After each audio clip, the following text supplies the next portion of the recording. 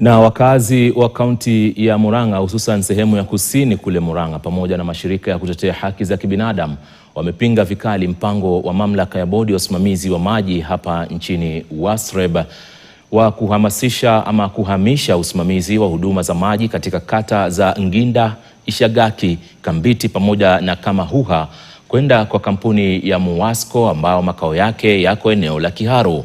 Wanasema mchakato huo hauna uwazi wala ushirikishwaji wa kweli wa wananchi. Pia wameelezea wasiwasi wao kuwa mbinu za ushirikishwaji wa kidijitali pamoja na matumizi ya lugha ya kitaalamu zinawatenga wakazi wengi wa eneo hilo. Afisa mkuu mtendaji wa ACPA John Masharia anasema kwamba WASREB ilipaswa kwanza kushauriana na kamati ya maji ya bunge la kaunti ya Murang'a na pia kuandaa mikutano ya hadhara. The National Water Regulator replaces public participation with digital notices. That cannot happen, not only in Murang'a, even in Turkana. They will not do that, and we are going to stop that.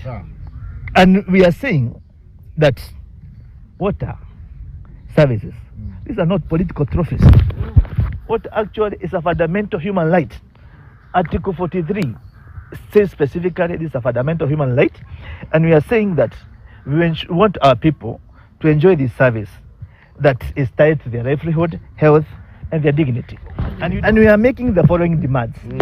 That with immediate effect, and we are saying 5 days, WASREB to withdraw that notice for public participation.